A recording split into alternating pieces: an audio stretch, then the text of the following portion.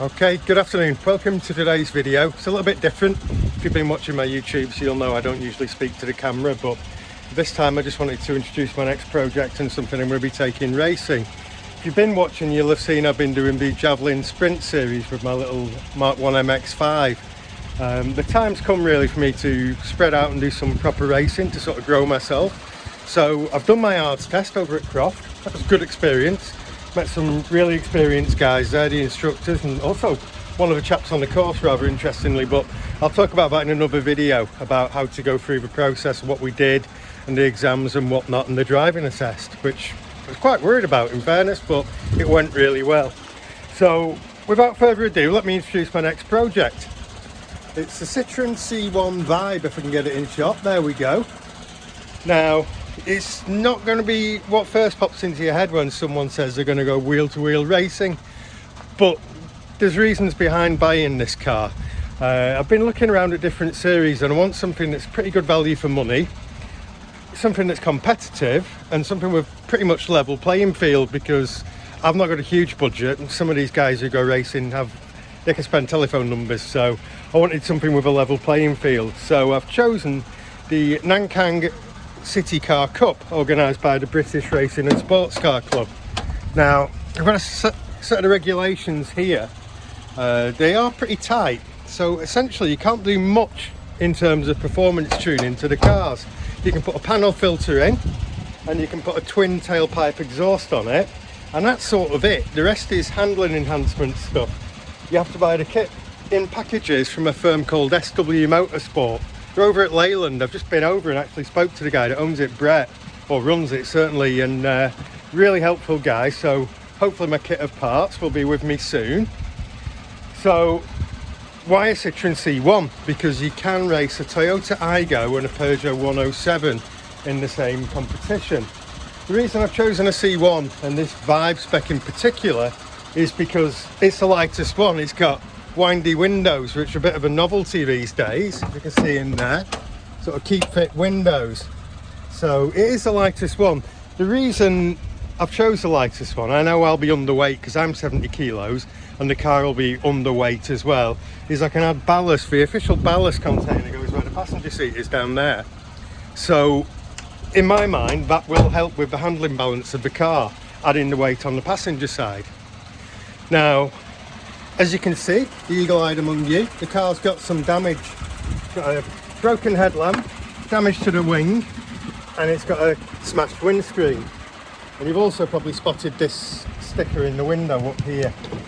Now, the car came from Copart. I'm quite happy buying cars from Copart. A lot of people are not. I know when buying an accident damaged car. Now, before buying it, I did my research. I made sure it's not been written off before. It's a Cat N, so it's non-structural, so it doesn't show on the logbook should I ever want to sell it and someone convert it back to a road car, which I doubt. I also checked the MOT history. The MOT history is really good. It's only had a couple of fails in all the times it's gone through, and for really stupid little things, wiper blades and bulbs, the usual sort of bits that get missed by non-car people. It's low mileage. You can see it's 82,000 miles, which is pretty good for one of these. Yeah, the minute there's a couple of faults with it, as well as the bodywork damage. The ABS lights on the rear brakes are binding. I bought the parts already to do a lot of the work. I've got the windscreen already. I've got the new headlamp. I've also bought some of the race stuff. I've got some bonnet pins. I've got a rev counter which I need to fit in the car because that's useful when you're racing. There are some bits I'll be able to sell.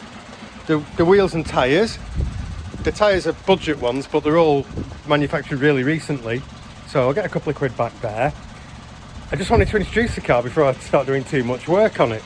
Now, if you're very eagle-eyed, you've probably seen this other Citroen C1 behind me. Now, this is a donor car. I wanted a spares package, things like coil packs, alternator, starter motor, all the stuff that can fail in a race meeting. And I also thought, you know what, why not get another car, because then I've got a spare engine and a spare gearbox. Now, this car is actually a newer car with slightly lower mileage, but as you can see, this one's been fairly comprehensively crashed. It's been damaged at the front there, and it's got quite a bit of damage at the back here. The windscreen, the back window's gone, and all this rear chassis has been pushed forward, so really this one's too far gone, plus the colour. I mean, who wants to race a pale blue car? It looks like a 1970s bathroom suite, doesn't it? So the plan is to use the parts I need from this one to make a spares package and to rebuild this one. So I'm going to take the wing off that one to put on here and various other bits and pieces. It's got decent headlamps, these are not broken, so they can go in the spares package as well. Yep, it's got a windscreen, but to be honest with you, these bonded in ones, I've got about a 50% success rate of getting them out without breaking them. So I thought, you know what, for the price of them, get a proper windscreen for this. I bought a brand new one from a chap over at Leeds. That windscreen, of course, I'm going to try and take out and keep as a spare. If you watch touring cars, you'll know racing cars get through quite a lot of windscreens. It's a gravel trap. You get the stones on the track and the next minute someone's windscreen collects it. So it's always handy to have a spare. So that's pretty much where I'm up to at the minute. I'm going to be doing videos of the process of converting the car to a race car. So the first one really will be stripping it out and making sure the rev counter works in the car, because there's a changeover date in the loom. So if I need to take the loom out of this car to put in this one, I'll do that. So that's it for today really. Just wanted to introduce this car to you and let you know what I've been doing. And if you've been wondering why I wasn't at Blighton for the first travelling sprint, well now you know. Okay, thanks for watching and talk to you soon.